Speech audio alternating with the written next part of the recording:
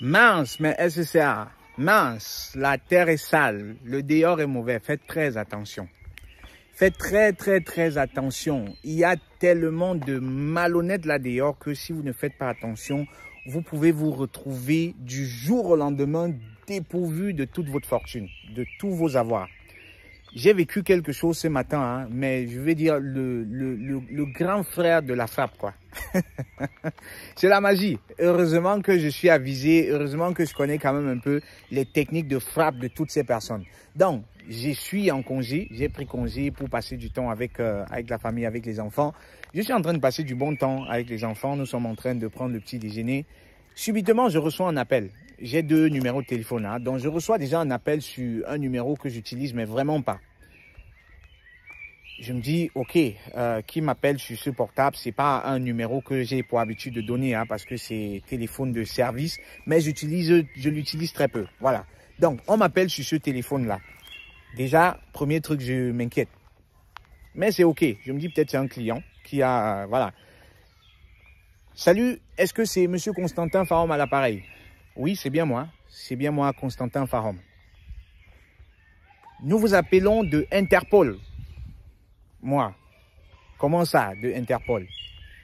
Voilà, c'est une dame, hein. C'est une dame. Super sympa. Nous vous appelons de Interpol. Nous avons constaté des activités de vente de drogue et d'autres activités illégales avec votre carte d'identité dans la ville de Berlin. Et à moi de me dire, ok, intéressant. Est-ce que vous pouvez m'en dire plus? Je suis calme, hein? Je suis calme. Je suis pas quelqu'un qui panique, généralement. Voilà, nous avons constaté des ventes de drogue à partir de plusieurs comptes sous votre nom. Donc, nous avons recensé jusqu'à 13 comptes. On me cite les noms des comptes, hein? Deutsche Bank, Postbank et tout. Tous sous votre nom.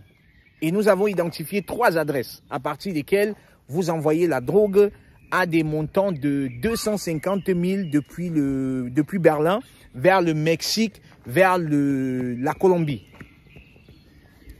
Est-ce que vous avez des contacts en Colombie? Moi, oui, ça fait pratiquement 5 ans. J'étais responsable des distributeurs dans ces pays-là, mais j'ai pas de contact personnel, j'ai pas de contact privé. Les personnes avec qui j'avais pour habitude de travailler, non, nous ne sommes plus en contact. Est-ce que vous reconnaissez ce que nous vous reprochons? Non, je ne peux pas m'identifier à cela parce que je ne consomme pas de drogue, je ne suis pas dealer de drogue et je ne vis pas à Berlin. Voilà, donc vous ne connaissez pas les 3 adresses à tel endroit, tel endroit, tel endroit. À moi de dire non, je ne connais pas ces adresses. La dernière fois quand j'étais à Berlin, cela remonte à exactement 1 an et 9 mois. Depuis lors, j'étais pas là-bas. Mais est-ce que vous soupçonnez quelqu'un dans votre entourage qui pourrait utiliser votre adresse pour faire tel, À moi de leur dire, je reconnais que je suis en ligne, hein, pour des activités de travail et tout. Possible que quelqu'un ait hacké mes comptes pour faire ces activités. Mais moi, je ne soupçonne personne. Dans mon entourage proche, je ne soupçonne personne. Et à eux de me dire, voici ce qui va se passer. On va devoir sceller tous vos comptes parce que nous ne pouvons pas identifier lequel est le vrai compte que vous utilisez et lequel est le compte frauduleux. On va devoir sceller tous les comptes et je vais vous transférer à un autre département qui va vous donner exactement la conduite à suivre. Moi, je suis relax, hein, je suis tranquille. Mais je me dis déjà, mais ça, c'est un foutage de gueule. Qui a pu faire ça? Qui a pu prendre mes coordonnées pour faire vente de drogue et tout? Je sais que des trucs comme ça existe. Hein. Je sais que ça se fait en ligne. Mais je suis très calme parce que, comme on dit souvent, hein, c'est le cœur du bandit qui bat. Dans cette situation, je sais que j'ai rien à me reprocher. Donc, je suis très calme. On me dit, on va vous appeler une autre délégation, hein, de Interpol et tout va vous appeler. Je dis, ok, très bien. Donc, pour l'instant, qu'est-ce que j'ai à faire? Est-ce que je sors l'argent qui est dans mon compte parce que je ne voudrais pas qu'il soit scellé? J'ai bien envie d'avoir accès à cela. Hein. Elle me dit non, vous ne faites rien pour l'instant. Vous allez être appelé par un autre département qui va vous dire exactement ce qu'il y a lieu de faire parce que de ce que vous me dites, je constate que blablabla, vous n'êtes pas mêlé à cela, mais je veux quand même vous rappeler que vous êtes le premier suspect dans cette histoire. Et nous, le but, c'est de vous protéger si jamais vous n'étiez pas responsable de tout cela. Moi, ok, super, merci déjà de vouloir me protéger. Merci, donc je vais attendre les directives de l'autre département. Même pas une minute, hein. Le prochain numéro m'appelle sur le même portable, dans le portable pour lequel j'ai... Voilà, on me dit, voilà, est-ce que vous êtes informé de ce que nous vous reprochons? Moi, oui, j'ai discuté avec votre collègue. Elle m'a dit que j'étais impliqué dans une activité illégale de vente de drogue avec le Mexique et la Colombie. Mais honnêtement, je ne peux pas m'identifier à cela. Je ne sais pas de quoi il est question. Si vous pouvez m'en dire plus et surtout comment faire pour éviter que mon adresse ou que ma carte d'identité soit utilisée. Il me dit, bon, déjà, la première des choses qu'on va faire, on va devoir annuler votre pièce d'identité. On va devoir vous retirer, on va dire comme ça, votre pièce d'identité. Et le gouvernement, dans les termes qu'ils utilisaient, hein, c'était vraiment des termes, le gouvernement, Interpol et patati et patata. Hein. On va vous donner un nouveau numéro. Et moi, je lui dis, ben, je voyage vendredi. Je voyage vendredi, je vais prendre un vol. Est-ce que vous êtes en train de me dire que je ne peux plus voyager? Il me dit non, tout va se passer dans 24 heures. Il y a des personnes qui vont, ils ont, je sais pas, ils ont dit on va vous mettre en connexion avec le gouvernement et patati et patata. Ils vont mettre un nouveau numéro d'identité à votre disposition. Bref, tout le blablabla. Ça avait l'air sérieux, hein. Mais je commençais déjà à soupçonner qu'il y a un problème. Parce que au niveau de l'allemand, de l'anglais, parce que c'était en anglais, hein, ils ont dit c'était Interpol et tout. Je sentais c'était un anglais un peu cassé. Hein, c'était un anglais un peu cassé, donc j'étais déjà pas très convaincu. Hein, mais après je me dis ok, bon peut-être que c'est juste des gens comme ça qui ne maîtrisent pas l'anglais, voilà, il faut que je les écoute. Donc il commence à me poser des questions sur mes comptes. Il y a combien dans votre compte? Je lui dis approximativement tel montant. Il me dit, est-ce que vous pouvez me dire exactement? Est-ce que vous avez online banking? Est-ce que vous pouvez vous connecter et me dire exactement combien vous avez sur votre compte? Parce que votre compte sera scellé. Et pour vous éviter, on va dire comme ça, des dommages, on va essayer de protéger vos avoirs. Là, je commence à me dire, intéressant. Intéressant. Je demande au monsieur, en passant, qui êtes-vous? Est-ce que vous pouvez me donner votre identité exacte? Il me dit, oui, moi, c'est Mike Parker et tout. Numéro de machin, machin, machin, machin. Il m'invite à aller sur Google. Est-ce que vous pouvez entrer Interpol Netherlands et tout? Donc, c'est ce que je fais. Hein. Et il me dit, bon, regardez le numéro. C'est le même numéro avec lequel j'appelle. Je me dis, tu te fous de ma gueule ou quoi?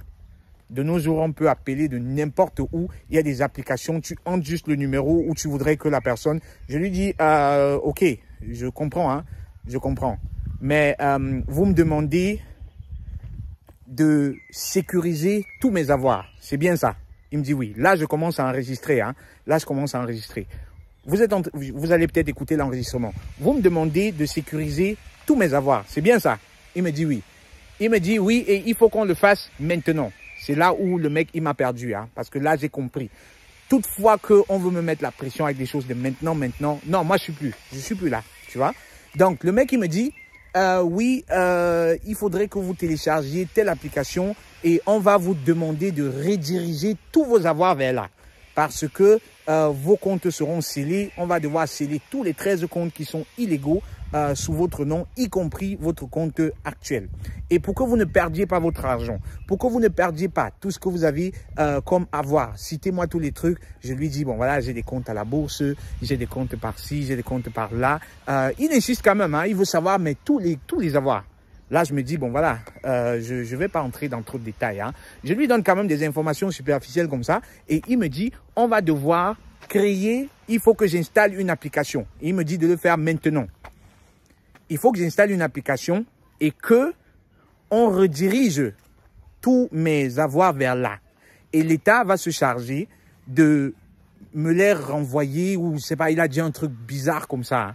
Et à moi de lui dire, écoutez, je ne vais envoyer l'argent nulle part. Je ne vais envoyer l'argent nulle part parce que déjà de 1, je n'ai rien à me reprocher. Je ne m'inquiète de rien. Donc si quelqu'un, quelque part, a utilisé mon adresse, je pense que les premières personnes qui se chargerait de cette affaire, c'est pas vous, Interpol. C'est la police d'à côté. Parce que juste à 200 mètres de chez moi, à 250 mètres de chez moi, j'ai un poste de police. Et je pense que ces personnes seraient chez moi depuis fort longtemps. Est-ce que ça ne fait pas sens que j'aille d'abord voir les gens de la police pour savoir de quoi il en est question? Ils me disent, ben non, parce que si vous partez à la police, ces gens, ils vont vous incarcérer, ils vont vous mettre en cellule pour 9 jours. À moi de leur dire, ben attendez, vous vous foutez de ma gueule ou quoi? Vous êtes en train de vouloir me sortir d'une situation où vous êtes en train de vouloir me faire peur. De toutes les façons, moi, j'ai pas peur. Et je préfère passer par la police parce que je ne vais envoyer l'argent nulle part. Là, les mecs, je pense qu'ils ont compris. Hein? Ils ont compris qu'ils avaient affaire à la mauvaise personne. Et moi, de partir à la police, hein, donc directement, je suis allé à la police, j'ai expliqué la solution. À peine, j'avais dit un mot. Donc, dès que j'ai dit Interpol, le policier, il s'est mis à rire et il m'a dit, c'est une frappe qui est connue. Hein, c'est une arnaque qui est connue. Il m'a également parlé d'autres formes d'arnaque. Hein. Il m'a parlé de l'arnaque où un mec de Microsoft va vous appeler et va vous dire comment voilà votre ordinateur est infecté de virus et il va se connecter par Teams Viewer sur votre ordinateur et il va vous montrer une série de virus qui peuvent faire beaucoup de dommages sur votre portable ou sur votre PC et il va demander à ce que on les élimine tout de suite. Parce que c'est toujours une question de tout de suite. Hein. Il y a toujours un truc de maintenant. Donc, il faut qu'on enlève les virus maintenant. Cela va coûter 60 €. Et pendant qu'il se connecte, il va vous demander d'aller sur online banking. Et le moment où vous êtes connecté dans le online banking, il va trouver le moyen. Il m'a dit à un moment donné, hein, votre écran devient tout noir. Votre écran devient tout noir. Et les 60 € sont remplacés par tout ce qui est dans votre compte. Et une fois qu'il a fait le virement, voilà. Vous n'avez plus contact, vous n'avez plus accès à cette personne et c'est comme ça que on vous a dépouillé, on vous a déplumé, on vous a enlevé tous vos avoirs. C'est fort, hein? C'est fort comme modèle de frappe. C'est fort comme modèle de frappe parce que généralement, ces trucs-là, on va créer une certaine peur. C'est-à-dire que le fond de commerce ici dans ce genre de business, c'est la peur. On essaye de vous faire peur. Et croyez-moi, il y a tellement de personnes qui tombent dans ces arnaques-là. Il y a tellement de personnes qui tombent dans ces arnaques. Je ne sais pas ce qui est pour vous. Hein. Peut-être que vous avez déjà été victime de ce genre de situation. Si tel est le cas, dites-moi dans les commentaires, comment est-ce que vous voyez la chose? Est-ce que vous avez déjà été victime de cela? Racontez-nous avec un peu de détail quel était le cas hein, que vous avez vécu. Mais je vous interpelle, faites très attention. Parce que là, dehors, il y a beaucoup de personnes. Je vais dire, si vous n'avez rien à vous reprocher, hein, je vous suggère vraiment de faire comme moi aujourd'hui. C'est-à-dire qu'au lieu de discuter avec ces gens-là, n'ayez pas peur de leur demander leur identité pour commencer. Parce que s'ils veulent vraiment vous aider, ils doivent s'identifier. Hein? Et c'est des réseaux qui sont très bien tissés. Hein? C'est-à-dire, on commence par la dame. Vous savez que les dames, c'est des fois associé je sais pas, c'est inoffensif. Hein? C'est-à-dire que déjà, la dame qui entre en jeu, je me dis, c'est crédible. Si c'était un homme, j'aurais pas agi de la même façon. Hein? J'aurais déjà peut-être vite vu qu'il y a quelque chose qui cloche. Mais avec la femme, j'ai les gardes qui étaient un peu baissés. Ensuite, on passe à un homme, on lève le niveau, il augmente le niveau de peur. Vous voyez un peu. Et il m'invite à passer à l'action immédiatement. Si j'avais créé l'application et j'avais dirigé tous les avoirs là-bas, parce que j'ai peur que justement on scelle tous mes comptes, parce que j'ai peur que les malfrats qui apparemment utilisent mon identité pour faire je ne sais quoi, si j'avais peur dans cette situation-là, croyez-moi, je serais en train de pleurer à l'heure où je vous parle. C'est-à-dire que j'aurais tout perdu. J'aurais tout perdu. Et généralement, dans ce genre de situation, une fois qu'on a cliqué sur le bouton, il n'y a plus de retour. Une fois que vous avez cliqué sur le bouton, il n'y a plus de retour. Le numéro que vous avez appelé, le numéro qui vous avez appelé, c'est pas un numéro qui existe.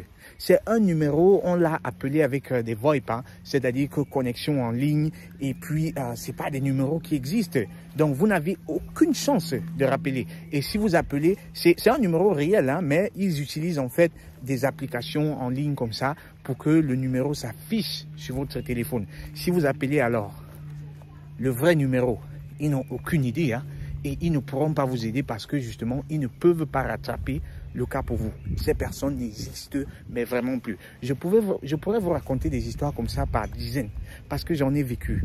J'en ai vécu soit des personnes qui ont essayé de m'arnaquer, soit des personnes proches à moi qui ont été arnaquées. Donc, dites-nous dans les commentaires, les amis, quelles sont les expériences que vous avez vécues dans ce sens-là, histoire de nous protéger, histoire de protéger les uns et les autres, afin qu'ils soient alertés, hein, afin qu'ils sachent quels sont les différents modes d'opération de ces malfaiteurs-là.